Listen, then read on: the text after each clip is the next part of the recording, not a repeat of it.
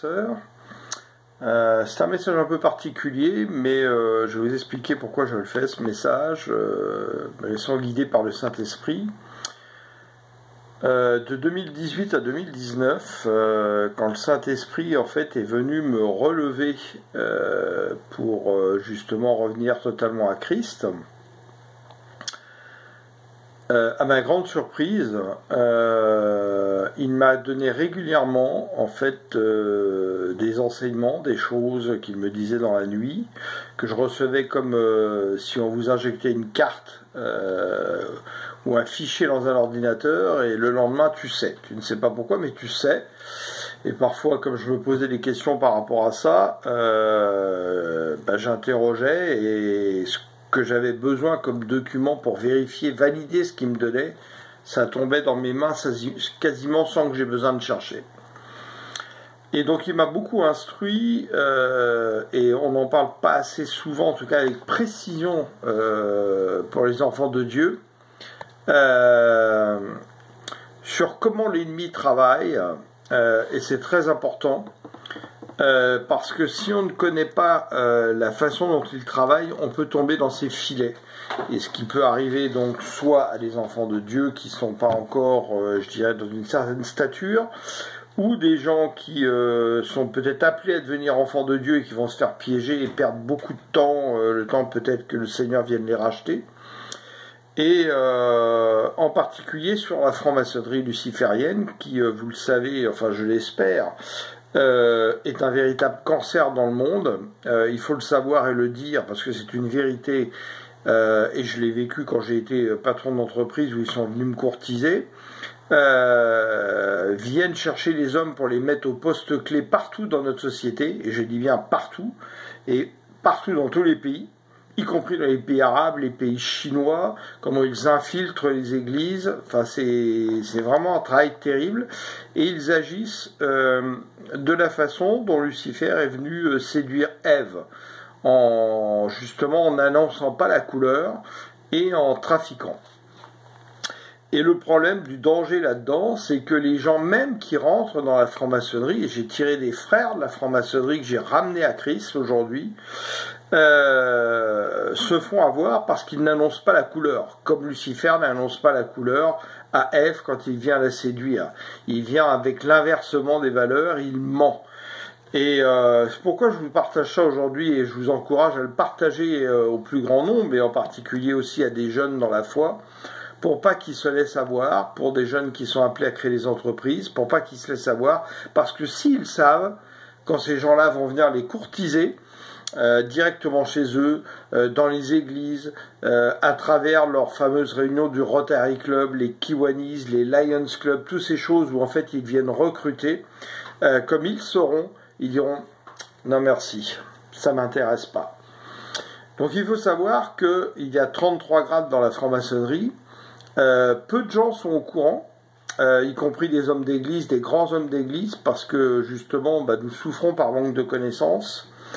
Et la véritable déontologie des 33 grades de la franc-maçonnerie, elle figure par des gens qui ont fait partie de la franc-maçonnerie, donc qui ont été des gens qui nous ont lâché l'information, dans un livre que je conseille particulièrement parce qu'il est sourcé de la bouche des francs-maçons, plus un journaliste d'enquête québécois qui s'appelait René Bergeron, et qui a écrit un livre qui s'appelle Le corps mystique de l'Antéchrist, qui est un livre extrêmement intéressant, parce qu'il nous montre comment justement l'ennemi a agi à travers la franc-maçonnerie, le communisme qui est un de ses bébés, et le paganisme qui ont les mêmes règles, qui appliquent les mêmes règles, et qui aujourd'hui agissent dans notre société et continuent d'agir, même si le Saint-Esprit travaille, lui, de son côté.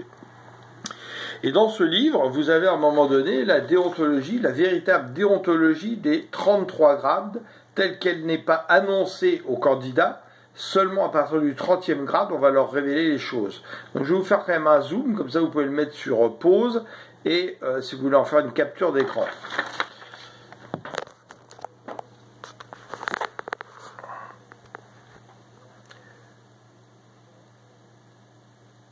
Voilà, vous avez le temps de faire une capture d'écran. Et je vais vous lire, parce que c'est quand même extrêmement intéressant. Ça parle de lui-même pour vous montrer la méthode luciférienne. Premier degré, exploitation vicieuse de la curiosité. Deuxième degré, exploitation vicieuse de l'ambition. Tout ça n'est pas annoncé aux candidats, on leur annonce autre chose, hein, bien évidemment.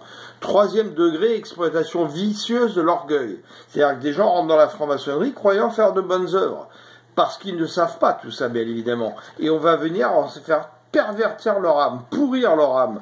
Et les gens dont on va voir qu'ils ne peuvent pas en fait être pervertis, on va les laisser à des petits grades, comme des imbéciles utiles pour venir recruter, se servir d'eux en réseau.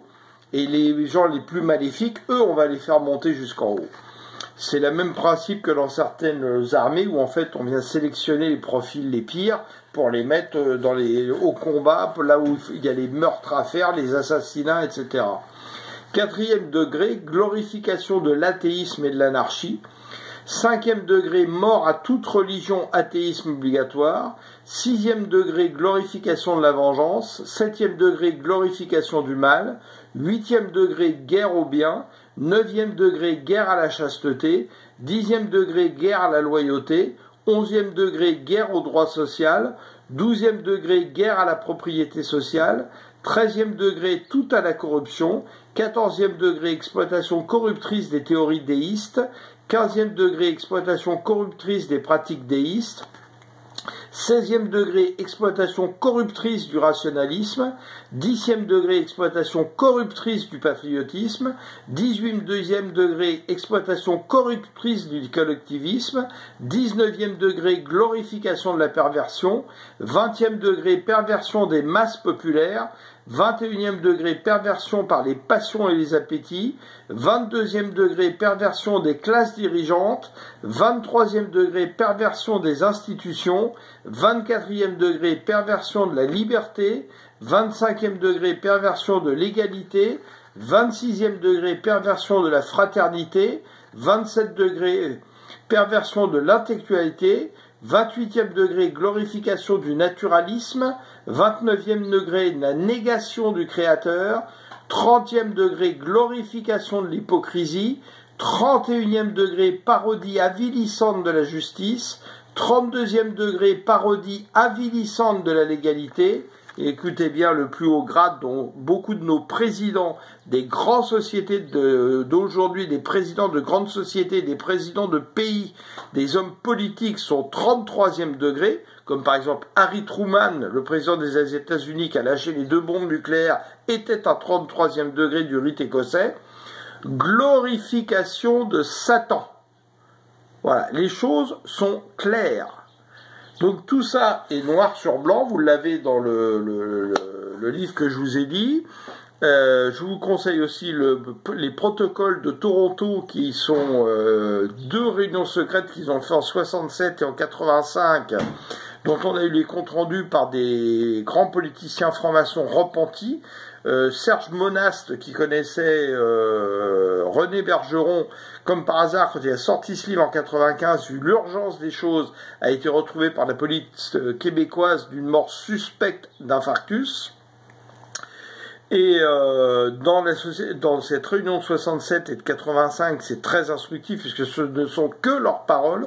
Vous verrez comment ce sont eux qui ont changé totalement notre société, donc ce qu'on appelle les 30 glorieuses, donc des années 50, 60, 70, et puis après qui s'est perverti 80, etc. Vous verrez comment c'est eux qui ont créé Internet, comment c'est eux qui ont créé Facebook, la défense des droits pour les enfants, alors qu'ils disent de leur bouche, ce n'est pas pour la défense des enfants, mais c'est pour faire en sorte que l'enfant soit l'ennemi de ses parents, enfin j'en passe, vous verrez, il y a beaucoup de choses qui sont dites, comment c'est eux qui ont créé le FMI, le GATT, l'OMS, l'ONU pour les servir, c'est incroyable, vous allez reconnaître la photographie de la transformation de la société par eux, et là est notre chance, parce que notre Seigneur Jésus-Christ est grand, notre Dieu tout-puissant est éternel, magnifique, et c'est lui qui est souverain, c'est que à travers des armes qu'ils ont créées, eh bien en fait, elles se retournent contre eux aujourd'hui parce que, comme le dit Paul, là où l'offense a abondé, la grâce de notre Seigneur surabonde. Mais cela ne veut pas dire que nous devons sous-estimer l'ennemi, car nous pouvons tomber dans ses filets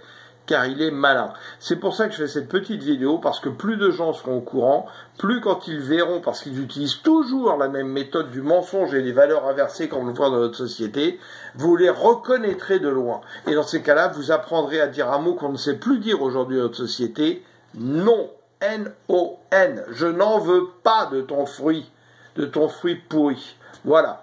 Donc, je vous souhaite de partager ce message pour le plus grand nombre, pour que beaucoup de gens soient au courant.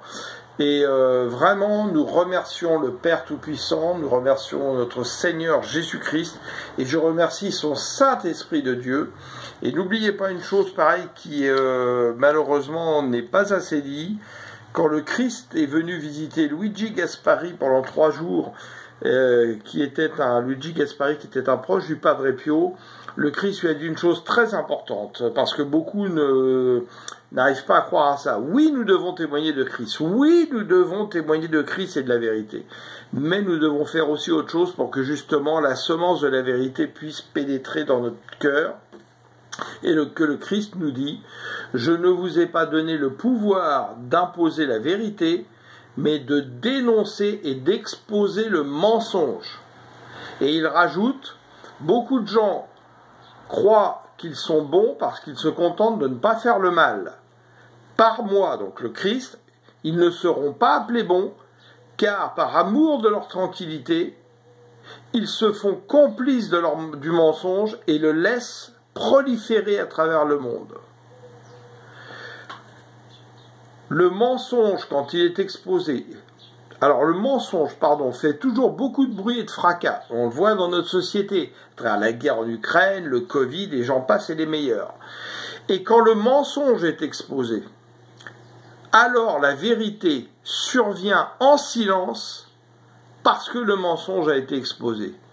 Je vous laisse méditer là-dessus et ne l'oubliez pas, car oui, nous devons témoigner de la vérité, mais nous devons exposer le mensonge et ne pas nous laisser complices par amour de notre tranquillité avec le mensonge. Que le Saint-Esprit puisse vous parler, qu'il puisse agir. Dieu est souverain, c'est à lui qu'appartiennent toutes ces choses. S'il m'utilise, il y a des raisons. Je ne pense pas qu'il m'ait instruit pendant 2 ans là-dessus pour rien. Voilà. Que la grâce du Seigneur tombe sur vous et que vraiment il nous renouvelle dans sa sagesse, dans son intelligence, dans sa connaissance. Et n'oublions pas ce qui nous a été dit, nous périssons par manque de connaissance, par manque justement de ce que nous devrions savoir et que nous ne savons pas. Le Saint-Esprit est en train d'agir très puissamment depuis des mois. Beaucoup le ressentent. Laissez-vous toucher, laissez-vous guider par le Saint-Esprit, faites-en vraiment votre meilleur ami. Au nom de notre Seigneur Jésus-Christ, nous nous rendons toute la gloire. Oui, Seigneur, nous te rendons toute la gloire. Amen, amen, amen. Tu es merveilleux, Christ. Tu es merveilleux, Saint-Esprit. Toi, Père Tout-Puissant, vraiment, nous te louons, nous te louons, nous te louons, nous t'adorons, nous te donnons tout notre cœur. Nous t'aimons de tout notre cœur, notre esprit, de toute notre force. Amen, amen, amen, amen. Alléluia. Soyez bénis.